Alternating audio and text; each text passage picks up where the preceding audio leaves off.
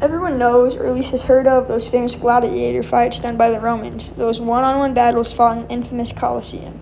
However, not everyone has heard of those not-so-famous Naumachia fights. According to the opinion of history, the battles were much more popular than the gladiator fights. But why? In this episode of Nautical Nonsense, we will be talking about what these fights were, when they had them, all the different places they had them, and how they made them happen. You see, the gladiator fights weren't enough for Julius Caesar. After he beat his rival Pompey in battle, he wanted to do something that would show the people just how powerful Rome was. The people were already used to the normal gladiator fights known as munus and the exotic animal hunts known as venatio that occurred pretty often. These events that occurred regularly brought thousands of spectators from every social class. But they weren't just a form of entertainment. They were a demonstration of power. However, this was something that the people were used to. The Naumachia was something that people had never experienced, making them different. But what exactly were these battles? Naumachia were naval gladiator battles that showcased the chaos and brutality the Romans had to deal with and the bravery they had to have in order to win the real-life battles out on the sea. These battles were normally a show of fight between Tyrians, Egyptians, and the Romans. In later battles, they would be based on battles between Athens, Persia, Rhodes, and Sicily. These reenactments were loved by the public. They were much better than the normal gladiator fights. The news of these battles spread, and eventually people came from all over Italy just to watch one. The battles were real and full of blood, retaliations, and drownings, just another reason people loved watching them. Sadly, due to cost, time, money, and immense amounts of planning that went into these events, only 13 major ones were held. Another reason these were so hard to pull off is because they had to be precise in order for them to look like carefully staged blow-for-blow battles. Due to the fact that Naumachia were so hard to pull off, they only happened to celebrate major events that impacted Rome greatly. An example of this is during Emperor Claudius's reign. There was a large lake that needed draining, and it took over 30,000 men to bore away to a mountain to drain it. Because of this, they held what was to be considered the greatest Naumachia ever. The intent was to mimic the last Naumachia held by Emperor Augustus. The battle featured 100-plus boats and had a whopping 19,000 Naumachiarii, or the combatants. Claudius was even forced to send his imperial guard into the battle to get the fighting started. In the future, these battles would be held in the Colosseum, but at this time it hadn't been built, so Julius Caesar had a pool built just off of the Tiber River that these battles could be held in. They were smaller than the battles in the Colosseum, but they were still impressive.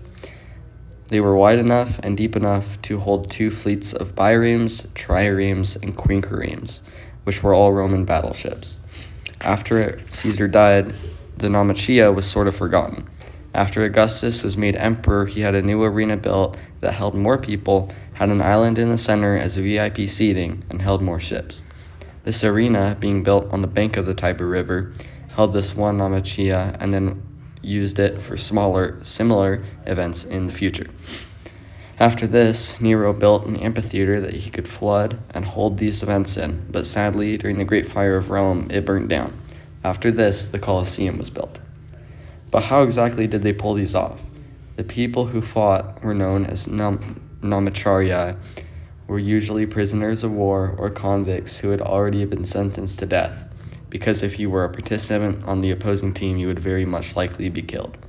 However, you did not have to be a prisoner of war or a convict in order to participate. Many professional gladiators joined in the fun, and there is even a record of a senator leading a side during a battle. If you were a participant in the Naumachia, you would wear a sort of jersey to specify which side you were on.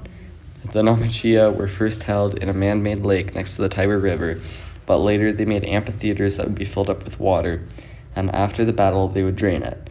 After the Great Fire of Rome, they needed to use the Colosseum for them.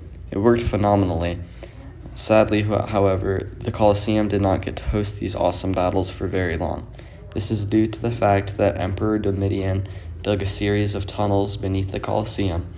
They were called hypogeum, which made it so they wouldn't be able to fill or drain the arena because the tunnels underneath the arena would fill and drain it for them. Sadly, over time these events lost popularity. At first, these were something new and rare. The first 3 battles happened about 50 years apart, making them special. These 3 were followed by 6 battles around 30 years apart. After this, they were most likely still being held, just not recorded because they were not quite as special. Although they could still have been having them, there was a chance that they just stopped. You see, as Rome began to weaken at the start of the 3rd century, these events may have just been too expensive for the public. Even though Naumachia aren't being held anymore, their memory lives on and the stories told about them. Let's recap. We just talked about famous gladiator battles called Naumachia. These battles were reenactments of famous battles that the Romans had won out on the sea. They had prisoners of war and convicts who had been sentenced to death to act out these battles, but gladiators could and would join in on the fun. These battles were held in a variety of different places. Lincoln, will you tell us those places? These places were things like the arena built by Julius Caesar, the arena built by Augustus 50 years later, Nero's amphitheater, but because this one burned down, they began holding them in the Colosseum. After this, these battles stopped being recorded, or due to the Romans' loss of power, they became too expensive to hold. The end.